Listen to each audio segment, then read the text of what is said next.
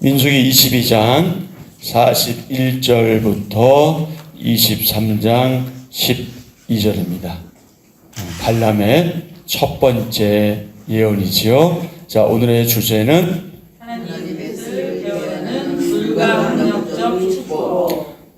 하나님의 뜻을 대언하는 불가항력적 축복. 복을 빌지 않으면 안 되는 거죠. 발람이 하고 싶어 하는 것이 아니라 하나님의 뜻을 대언할 수밖에 없도록 그렇게 하나님께서 인도하십니다. 발람이 이스라엘의 진이 보이는 바알 산당에 발람을 데리고 올라가 7 제단을 쌓고 번제를 드립니다. 발람이 이스라엘을 저주하지 못하고 하나님이 주신 말씀대로 복을 비는 축복하는 예언을 전하자 발락이 항의합니다. 발람은 발락에게 자신은 하나님이 주신 말씀을 말하지 않을 수 없다 이렇게 전하지요. 자, 하나님이 주신 말씀을 말하지 않을 수 없다. 혹시 생각나는 거 있으세요? 기억에 나는 거 있으세요? 신약시대 제자들이 특히 베드로와 요한이 공회 앞에서 물러 나오면서 한 말이죠. 뭐라고 했을까요? 우리는 뭐하고 보고 뭐하고 말하지 않을. 우리는 보고 들은 것을 말하지 아니할 수 없다. 사도행전 4장 20절 말씀이죠. 발람도 그런 믿음에서 나와서 이렇게 말했으면 너무나 좋을 텐데 어쨌든 자신은 하나님이 주신 말씀을 말하지 않을 수 없다 이렇게 전하죠.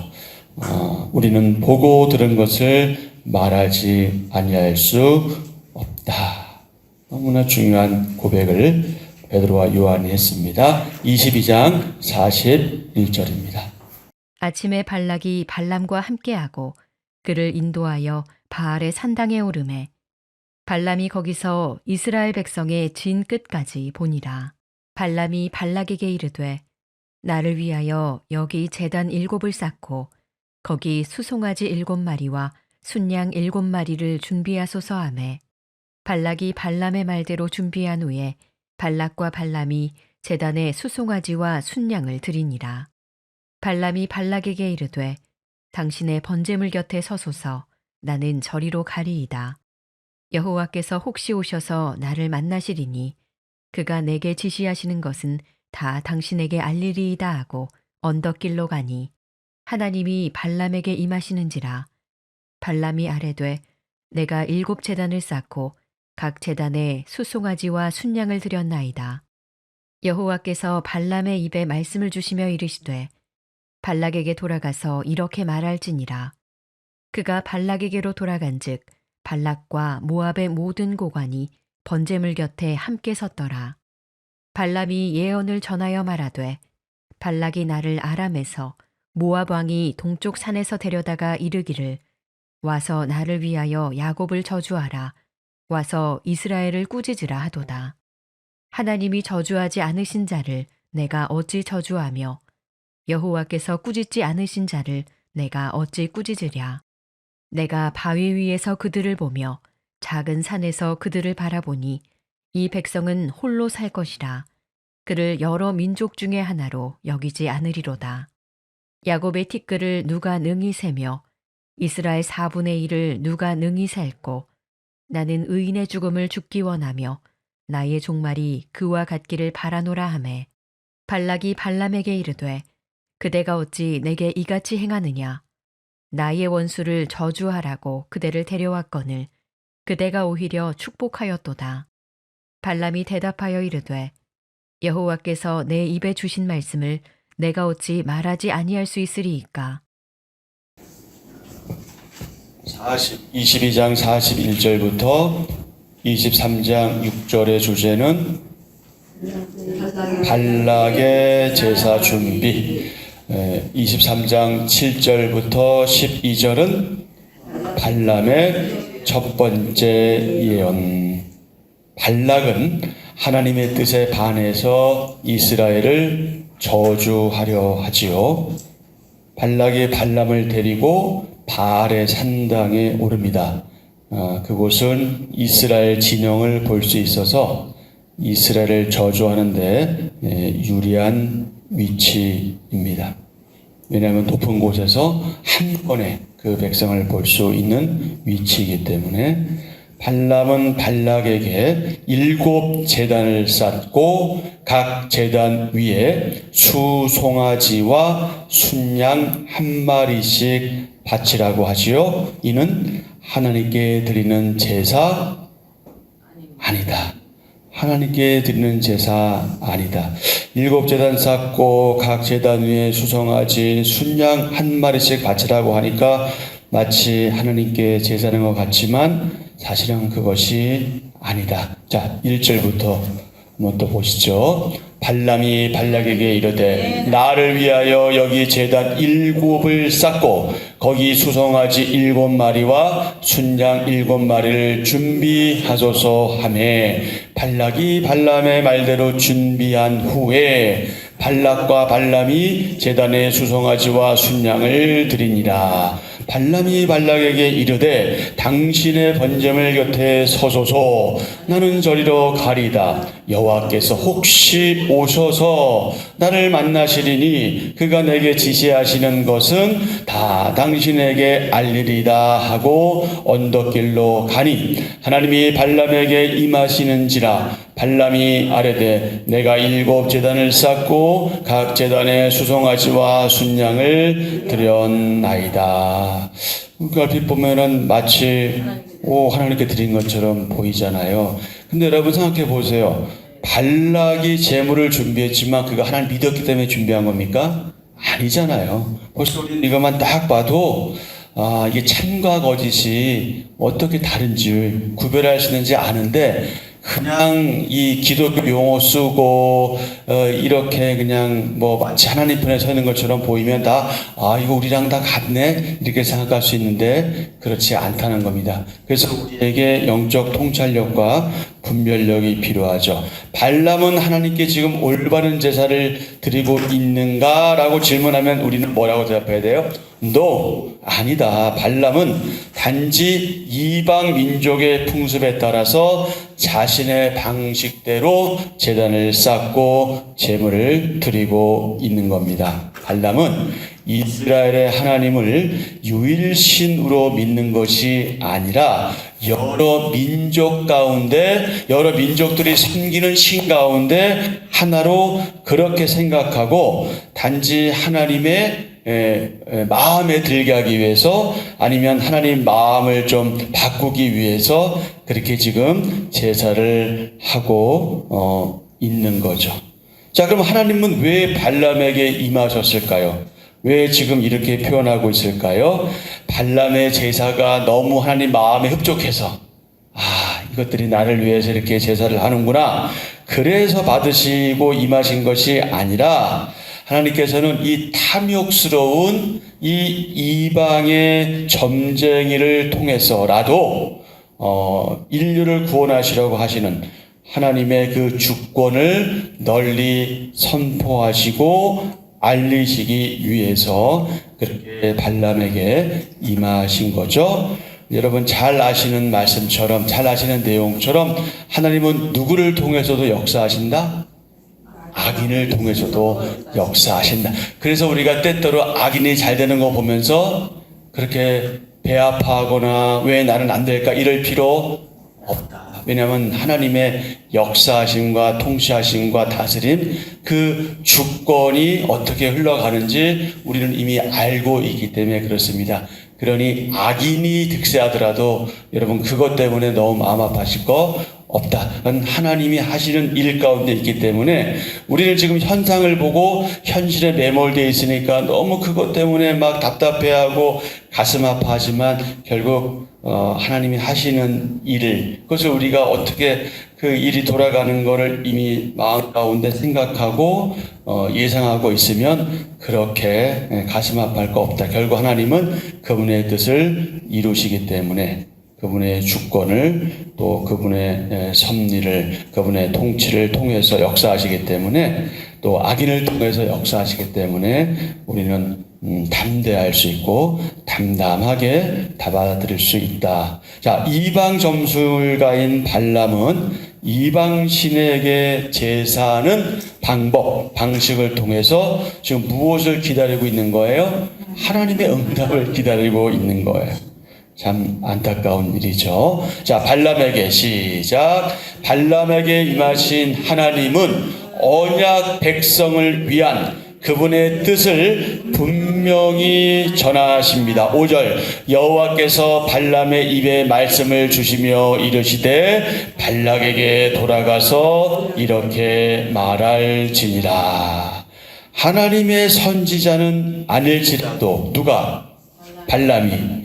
하나님의 선지자는 아닐지라도 발람은 발람의 악한 의도를 무산시키고 하나님의 뜻을 전달하는 통로로 하나의 도구로 그렇게 사용되지요. 쓰임 받고 있습니다. 자, 우리는 힘과 권력을 가진 영향력을 가진 사람의 말을 듣나요? 아니면 하나님 말씀에 순종하나요?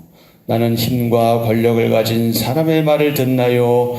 아니면 하나님 말씀에 순종하고 있나요? 오늘 하루 동안 깊이 묵상하시면 좋겠습니다. 자, 7절부터 12절 발람의 몇 번째 예언? 첫 번째 예언. 언약 백성을 향한 하나님의 뜻. 그것이 무엇이다? 사랑과 복이다. 사랑과 복. 발람은 모압 왕 발락과 모든 고관 앞에서 예언의 말씀을 전합니다. 발락은 이스라엘을 저주하라, 꾸짖으라 이렇게 요구했지만 발람은 저주가 아닌 축복을 선포하지요. 자, 7절부터 보면 발람이 예언을 전하여 말하되 발락이 나를 아람에서 모압 왕이 동쪽 산에서 데려다가 이르기를 와서 나를 위하여 야곱을 저주하라, 와서 이스라엘을 꾸짖으라 하도다. 여기서 야곱과 이스라엘, 야곱은 누구고 이스라엘은 누구예요? 같은 사람이죠. 개인적으로 볼 때 야곱이 이스라엘이고 이스라엘이 야곱인데, 야곱을 저주하라, 이스라엘 저주하라, 꾸짖으라 하는 것은 그 이스라엘 민족을 저주하고 꾸짖으라 하는 그런 표현이죠. 8절 하나님이 저주하지 않으신 자를 내가 어찌 저주하며 여호와께서 꾸짖지 않으신 자를 내가 어찌 꾸짖으라. 내가 바위에서 그들을 보며 작은 산에서 그들을 바라보니 이 백성은 홀로 살 것이라. 그를 여러 민족 중에 하나로 여기지 않으리로다. 야곱의 티끌을 누가 능히 세며 이스라엘 4분의 1을 누가 능히 셀고. 나는 의인의 죽음을 죽기 원하며 나의 종말이 그와 같기를 바라노라 하매. 자, 발람의 예언을 우리가 이렇게 볼 때 발람은 올바른 선지자입니까? 아닙니까? 아니죠. 그렇지 않습니다. 역시 발람은 하나님의 성령님에 감동되어서 그래서 예언을 한 것이 아닙니다. 발람의 마음은요, 모압 왕이 바라는 대로 이스라엘을 저주하고 싶어 했어요. 그렇지만 하나님의 영이 그의 입술을 어떻게 했어요? 강력하게 주장하셨기 때문에 어쩔 수 없이 축복을 선포했을 뿐입니다. 그래서 발람은 성령님의 감동된 선지자가 아니라 성경에서 금하고 있는 이방의 한 점쟁이에 불과했을 뿐입니다. 그래서 발람은 하나님의 강력한 섭리의 손길에서 벗어나고자 자기의 탐욕의 길을 줬다가 결국 멸망에 이르고 말지요. 민수기 31장 8절 뒷부분에 보면은 또 부올의 아들 발람을 무엇으로 죽였더라? 칼로 죽였더라. 이렇게 기록하고 있는 것을 우리가 어제도 확인했고요. 또 오늘 다시 한번 확인하게 됩니다. 자, 11절과 12절. 점쟁이의 축복, 저주가 효과를 미칠까요? 어떻습니까? 전혀 미치지 못합니다. 왜냐하면 인생의 주권, 우리 인생의 주권, 그리고 모든 복과 저주는 오직 하나님의 통제, 주권 아래 놓여 있기 때문에 그렇습니다. 인간의 모든 복과 저주는 오직 하나님의 통제, 그분의 주권 아래 놓여 있기 때문에 그렇습니다. 그럼에도 고대 세계 이방인들은요, 신통력을 지니고 있는 점쟁이들, 그들이 마치 신과 교통하고 있다고 생각했고요. 그래서 그 점쟁이들, 그런 거짓 예언자들의 저주는 마치 효과가 있는 것처럼 그렇게 믿었습니다. 그래서 모압왕 발락은 그 당시 유명한 점쟁이 이 발람을 통해서 이스라엘 야곱을 저주하려고 이렇게 부단히 애쓰고 노력하고 있는 겁니다. 얼마나 어리석은 일인지 모릅니다. 자, 발람도 하나님의 주권 아래 있는 그저 힘없는 무력한 한 존재일 뿐이죠. 그러니 하나님이 저주하지 않으신 자를 내가 감히 저주할 수 없다. 이스라엘은 어떤 이방 민족과도 비교할 수 없는 독보적인 민족이다. 하나님 언약이 성취된 복된 민족이다. 이렇게 고백하는 거죠. 발람은 이스라엘을 의인이라 칭하며 자신의 종말이 그와 같기를 바란다. 이렇게 말합니다. 광야 행군에서 이스라엘 백성은 어땠습니까? 늘 하던 일이 뭐예요? 원망, 불평, 불만, 또는 대항, 이런 거잖아요. 하나님을 원망하고 모세와 아론을 원망했잖아요. 허물과 죄가 많았어요. 그럼에도 하나님은 어떻게 하십니까? 언약 백성을 향해서 사랑과 복을 거두지 않으셨다. 오늘날도 마찬가지죠. 저와 여러분이 언약 백성이잖아요. 하나님의 언약의 자녀들이잖아요. 우리도 이스라엘 백성처럼 때로 원망하고 불평하고 또 어떨 때는 정말 믿는 사람 같지 않을 때가 있을지라도 우리가 좀 삐뚤어진 길로 갈지라도 그럼에도 불구하고 하나님은 그 언약을 기억하시고 그 언약을 생각하셔서 우리를 향해서 무엇을 거두지 않으신다? 사랑을 거두지 않으시고 또 우리에게 내리실 복을 거두지 않으신다. 그러니 여러분이 이 사실을 분명히 믿고 혹 우리가 잘못된 길로 가거나 비뚤어진 길로 나아갈 때 다시 한번 하나님의 은혜를 구하고 하나님 우리를 향하신 그 뜻을 기억하면서 하나님께로 돌아와서 하나님이 원하시는 방향으로 나가는 그런 우리의 삶이 되어야 할 겁니다. 내게 허물과 죄가 있는데도 하나님께서 은혜와 사랑을 베풀어 주시는 이유가 무엇일까요? 오늘 하루 동안 묵상하시면 좋겠습니다. 자, 인간은 어떻습니까? 인간은 미련합니다. 아무리 똑똑한 인간, 아무리 많이 배운 인간도 인간은 미련하죠. 그러나 하나님은 어떻게 하십니까? 하나님은 미련한 분이 아니시죠. 그분은 끝까지 신실하신 분이십니다. 이스라엘을 저주하고자 하는 발락의 악한 계획을 오히려 무엇으로 바꾸신다? 복으로 바꾸신다. 그래서 하나님은 발람 같은 잘못된 지도자도 뭐 하신다? 사용하신다. 하나님의 주권과 통치와 능력이 미치지 않는 곳은 하나도 없습니다. 발람을 위한 제단에서 총 몇 마리의 희생제물이 드려졌습니까? 모두 14마리, 7마리씩 14마리가 드려지죠. 하지만 하나님은 여기에 전혀 관심이 없으십니다. 발락과 발람이 드린 그 제물에 하나님은 관심을 갖지 않으셔요. 제물을 통해서 신을 감동시키고 그 결과로 소원하는 것을 얻어내는 그 말하자면 그 거래하는 원리가 하나님께는 통하지 않습니다. 그 무속신앙을 가진 사람들 어떤 문제가 생겼을 때 그것을 해결하기 위해서 무당을 통해서 뭘 하죠? 굿을 하잖아요. 굿은 누굴 통해서 하는 거예요? 누구에게? 그들이 믿는 귀신에게 하는 거잖아요. 근데 여러분, 귀신이 무섭습니까? 아니면 귀신보다 더 무서운 존재가 있습니까? 귀신은 무섭지 않아요. 누가 무서워요? 아니요. 돈이 무서워요. 돈을 내지 않으면 구태줄 무당 있어요? 그럼 누가 신을 움직이는 거예요? 돈이 움직이는 거예요. 이게 하나님 외의 종교들의 특성인 거예요. 결국 지금 발람이 하고 있는 이 행위도 결국 그거와 다를 바가 없는 겁니다. 지금 이 짓을 하고 있는 거예요. 그러니 하나님이 거기에 관심을 가지시겠어요? 관심 전혀 갖지 않으십니다. 하나님은 저주를 기대하는 발락에게 그분의 뜻을 명확하게 드러내 보여주시지요. 발람의 입술을 통해서 이스라엘에게 저주가 아닌 무엇을? 복을 선포하시죠.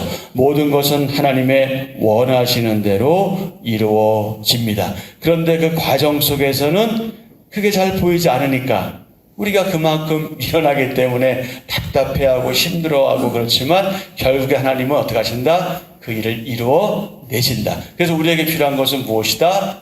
믿음이다. 그것을 볼 수 있는 영적 안목이다. 주의 저희 눈을 들어 주님의 기이한 법을 보게 하소서 하는 기도가 우리에게 필요한 이유죠. 발람은 하나님이 저주하지 않으신 자를 저주할 수 없고 하나님이 꾸짖지 않으신 자를 꾸짖을 수 없다 이렇게 말합니다. 하나님은 이스라엘이 다른 민족과 구별되는 얼마나 특별한 민족인지 누구를 통해서 선포하셔요? 발람을 통해서 선포하셨습니다. 이스라엘의 특별한 이유가 있어요. 여러분, 이스라엘이 왜 특별합니까? 그들이 잘나서 그들이 가진 어떤 조건 때문에 하나님이 맺어주신 무엇 때문에? 언약 때문에 그런 거예요. 자, 우리 신명기를 한번 가보실래요?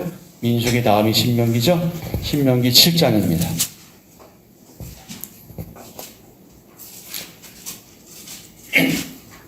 출애굽기 34장에도 이제 비슷한 말씀을 하고 계시는데요.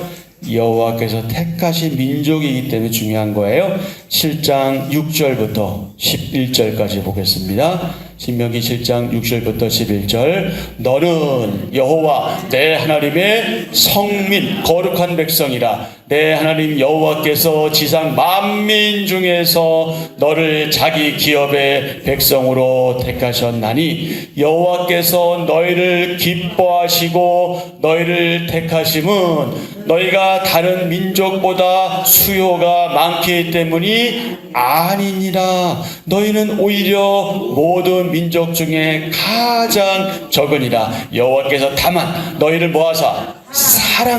사랑하심으로 말미암아 또는 너희의 조상들에게 하신 맹세를 지키려 하심으로 말미암아 자기의 권능의 손으로 너희를 인도하여 내시되 너희를 그 종 되었던 집에서 애굽 왕 바로의 손에서 속량하셨나니 그런즉 너희는 알라 오직 내 하나님 여호와는 하나님이시요 신실하신 하나님이시라. 그를 사랑하고 그의 계명을 지키는 자에게는 천대까지 그의 언약을 이행하시며 인애를 베푸시되 그를 미워하는 자에게는 당장에 보응하여 멸하시나니 여호와는 자기를 미워하는 자에게 지체하지 아니하시고 당장에 그에게 보응하시느니라. 그런즉 너는 오늘 내가 내게 명하는 명령과 규례와 법도를 지켜 행할지니라. 아멘. 약속 때문에 여러분 부부가 살다 보면 얼마나 많은 어려운 부분들이 있어요. 그래서 결국 좀 안타까운데 이르기도 하는 부부들이 있는데, 근데 우리 그리스도인들은 왜 끝까지 가는 걸까요? 결혼 언약 때문에 그래요.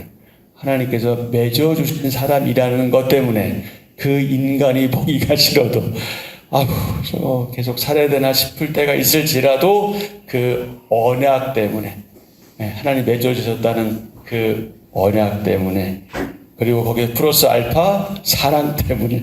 근데 사랑하기 때문에 헤어졌다는 얘기는 너무 슬픈 얘기인데요. 어쨌든 그 언약이 너무 중요하죠. 하나님 그 언약 때문에 이스라엘이 잘나서가 아니라 특별해서가 아니라 그 약속을 지키시기 위해서 그렇게 하셨다. 악한 마음에 사로잡힌 사람은요, 자신이 원하는 결과를 얻지 못해도 그 원인이 뭐지? 이게 왜 문제가 되지? 여기 별로 관심이 없습니다. 발락은 발람에게 심한 배신감을 느낄 뿐입니다. 내가 이렇게 배려했는데, 내가 이렇게 너를 생각했는데, 내가 너한테 어떻게 했는데. 악인은 하나님의 뜻을 보려 하지도 않고요, 들으려고 하지도 않습니다. 무지하고 둔감한 악인은 미련한 일을 어떻게 합니까? 계속해서 반복하죠. 우리는 미련한 일을 반복하며 고집을 내려놓지 않는 이 발락의 길을 경계해야 합니다. 혹 나에게도 발락 같은 마음이 있지 않은지, 그런 심리가 있지 않은지 늘 삼가 조심해야 합니다. 여러분, 우리가 신앙생활을 하는 것 하나님의 뜻인지 아니면 내 욕망 때문인지 늘 점검할 필요 있습니다. 발락은 이스라엘을 저주하기 위해서 발람을 데리고 바알의 산당으로 올라가죠. 발락과 발람은 자신들의 욕망을 관철하기 위해서 하나님께 제사를 드립니다. 그런데 이 제사를 그냥 했겠어요? 정성스럽게 했겠죠. 아주 정성스럽게 지극정성을 다했겠죠. 하지만 잘못된 제사, 잘못된 종교행위, 잘못된 예배와 동기는요, 하나님의 뜻을 바꿀 수 없습니다. 그것은 하나님의 뜻을 바꿀 수 없어요. 발락과 발람은 자신들의 인간적인 목적을 이루기 위해서 그렇게 제사하고 제물을 바쳤지만 하나님은 그런 잘못된 종교 행위에 반응하지 않으십니다. 하나님은 그분이 택한 언약의 자손들을 저주하지 않으시고 오히려 복을 주십니다.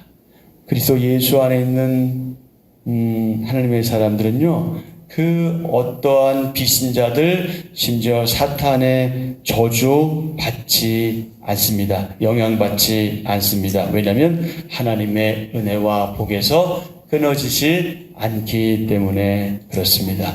자, 이와 관련해서 사도 요한은요, 이렇게 강조했어요. 하나님께로부터 나신 자가 그를 지키시며 악한 자가 그를 모하지도 못하느니라, 만지지도 못하느니라. 하나님의 보호하심이 있기 때문에 우리의 생각과는 달리 사탄은 우리를 만지지도 못해요. 건들지 못해요. 그러니 우리 여러분 약한 마음 가질 필요 없다. 이미 하나님이 우리를 보호하고 계시기 때문에 사탄은 다만 우리를 뭐하는 것 뿐이에요? 유혹하는 거예요. 계속해서 유혹하고 그런 거 아니냐? 그렇지 아니하냐? 계속해서 이렇게 달콤한 걸로 다가오죠. 그러니 여러분 너무 걱정할 필요 없다. 왜? 하나님께서 우리를 지켜주시기 때문에. 자, 하나님이 받으시는 예배입니다. 우리 한번 같이 하실까요? 성도는 하나님이 기뻐하시는 예배, 온전한 예배를 드려야 한다. 아무리 많은 재물을 드려도, 요즘 말로 말하면 아무리 많은 헌금을 드린다 해도, 여러 가지 명목으로 내가 하나님께 최선을 다해서 그 돈을 드린다 할지라도 그 마음 가운데, 동기 가운데 하나님을 진정으로 사랑하는 마음이 없거나 이웃을 사랑하는 마음이 없거나, 내가 이 돈을 내면, 내가 이 헌금을 하면 하나님께서 더 큰 복으로 채워주시겠지, 이런 왜곡된 동기로 한다면 그거 받으시지 않으신다. 여러분, 세상이 누구 것이에요? 하나님의 것인데, 하나님이 우리가 내는 헌금 때문에 그분이 먹고 사셔요? 그거 아니잖아요. 네? 우리가 헌금하지 않더라도 또는 못하더라도 아무 문제될 것이 하나님께는 없어요. 다만 우리가 하나님께 의지되어 있고 하나님만을 위해 살아간다는 표시로 우리가 헌금하는 거란 말이에요. 모든 것이 하나님께로 왔기 때문에 하나님께 다시 바칩니다 하는 자세로 하는 거지, 내가 이것을 드리면 하나님 뻥 튀겨주실 거야, 몇 배로 갚아, 그런 마음으로 한다면 그것은 올바른 신앙의 동기가 아니다. 그래서 우리의 마음 가운데는 항상 헌금을 많이 하든 적게 하든 하든 못하든 관계없이 하나님을 향한 마음이 있는 것이 일단 중요하고, 그분을 향한 사랑, 그리고 그분을 향한 사랑이 무엇으로 나타나야 한다? 이웃을 사랑하는 것으로 나타나야 한다. 그것으로 나타나지 않는 것은 어쩌면 여러분 참 슬프게도 내가 믿음이 없는 건지 모르고요, 이제 그것은 아닐 거라고 저는 생각하고, 아직 우리가 미성숙하구나, 아직 연약하구나, 아직 우리가 과정 속에 있구나, 이렇게 생각하시면 되는 거예요. 아직 우리가 요 단계에 가지 못했다 하는 증거일 수 있죠. 오직 하나님만을 위한 예배, 그분의 뜻을 구하는 예배여야 합니다. 자, 말씀 세 군데 살펴보고 정리하겠습니다. 여러분 잘 아시는 요한복음 4장. 너무나 중요한 말씀을 주님께서 하고 계시죠. 요한복음 4장. 하나님이 받으시는 예배 너무나 중요하죠. 하나님이 기뻐하시는 예배. 4장 몇 절일까요? 23절, 24절. 하나님께 참되게 예배하는 자들은 영과 진리로 예배할 때가 오나니 곧 이때라. 아버지께서는 자기에게 이렇게 예배하는 자들을 찾으시느니라. 하나님은 영이시니 예배하는 자가 영과 진리로 예배할지니라. 아멘. 로마서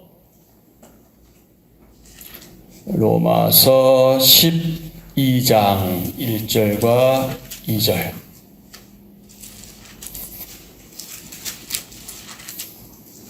로마서 12장 1절과 2절. 그러므로 형제들아, 내가 하나님의 모든 자비하심으로 너희를 권하니 너희 몸을 하나님이 기뻐하시는 거룩한 산 제물로 드리라. 이는 너희가 드릴 영적 예배니라. 너희는 이 세대를 본받지 말고 오직 마음을 새롭게 함으로 변화를 받아 하나님의 선하시고 기뻐하시고 온전하신 뜻이 무엇인지 분별하도록 하라. 아멘. 자, 히브리서 13장.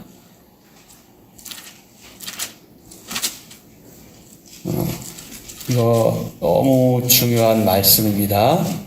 하나님이 기뻐하시는 제사가 무엇인지에 대해서 말씀해 주시죠. 13장 15절 16절. 히브리서 13장 15절 16절. 그러므로 우리는 예수로 말미암아 항상 찬송의 제사를 하나님께 드리자. 이는 그 이름을 증언하는 입술의 열매니라. 오직 선을 행함과 서로 나누어 주기를 잊지 말라. 하나님은 이 같은 제사를 기뻐하시느니라. 아멘. 하나님이 기뻐하시는 제사 예배가 있다. 그게 뭐다? 선을 행하는 것, 그리고 서로 나누어 주는 것이다. 결국 그것은 무엇 때문에 가능한 일이에요? 사랑하기 때문에 가능하잖아요. 그러니까 우리가 하나님을 믿노라 하면서 우리 눈에 보이는 형제 자매들, 이웃 지체들을 사랑하지 않는다면, 어떻게 보면은 그냥 넘길 수 있는 문제들, 그 당시에 힘들 수 있지만 계속 그것 때문에 힘들어 한다면 이거 생각해 봐야 된다는 거예요. 내가 진정으로 하나님을 사랑하고 있는지. 왜냐하면 하나님 사랑한다는 걸 뭘로 보일 거냔 말이에요. 그것은 이웃을 사랑하는 것으로 나타날 수밖에 없잖아요. 그러니까 여기 히브리서 기자는 뭐라고 말하는, 그것을 구체적으로 선을 행하는 것, 그리고 서로 나누어 주는 것으로 그렇게 표현하고 있는데, 그것은 결국 뭐다? 이웃을 사랑하는 것으로 나타나야 한다. 그것이 뭐다? 그것이 하나님을 기쁘시게 하는 제사요 예배다. 그런 제사와 예배를 하는 저와 여러분 되었으면 너무나 좋겠습니다. 아니, 여러분 이미 그런 사람들, 하나님의 사람들입니다. 자, 한 절 묵상입니다. 세상에 미련을 두면 하나님을 온전히 섬길 수, 예배할 수 없습니다. 발락 앞에서는 하나님께 드린 번제물이 발락의 것이라고 말합니다. 그러나 하나님 앞에서는 자신이 7제단을 쌓고 제물을 드렸다고 합니다. 하나님 뜻을 알면서도 세상에 미련을 둔 발람은 피곤한 인생을 삽니다. 한 발은 세상에, 다른 한 발은 하나님께 걸치고 자신의 유익을 따르는 전형적인 모습입니다. 믿음은 하나님이 심판하실 세상에 미련을 두지 않고 오직 하나님만 섬기겠다는 결단입니다. 아멘. 오늘의 기도입니다. 하나님, 오늘도 세상 나라들이 흥망성쇠를 주관하시고 의를 이루시는 하나님을 찬양합니다. 눈에 보이는 인간적인 방법이 아무리 그럴듯해 보여도 결국 하나님 뜻만이 이루어짐을 고백합니다. 제 삶에 언제나 함께 하시는 변함없으신 하나님의 은혜를 늘 기억하게 하소서. 예수님의 이름으로 기도합니다. 아멘. 아멘. 네, 오늘 주신 말씀 기억하시면서 기도하시고요. 늘 기도하는 것처럼 우리 교회 지체를 위해서 기도하시고요. 특별히 환우를 위해서 기도하시는데 오늘은 이제 주일에 있을 가정사역 세미나를 위해서 여러분 좀 더 관심을 가주시고 기도해 주시면 좋겠습니다. 강사를 위해서 기도해 주시고요. 또 강의 내용을 통해서 우리가 도전받고 좀 더 변화되고 성장될 수 있기를 위해서 한 번 강의 듣는다고 우리가 확 변화되는 건 아니지만 우리가 이미 알고 있는 내용들인데 그 내용을 들음으로 하나님께서 은혜를 베푸셔서 우리가 이번 기회에 좀 생각도 말도 행동도 변화되는 그러한 좋은 기회가 될 수 있기를 위해서 기도하시고 그를 통해서 우리 교회가 변화하고 성장하는 기회가 되게 하옵소서 위해서 기도 같이 하면 좋겠습니다. 나라와 민족을 위해서 또 정치인들을 위해서 대통령 선거를 위해서 기도하시고요. 또 여러분 개인적인 간구를 아뢰시고 그렇게 오늘 하루 일정 시작하면 되겠습니다.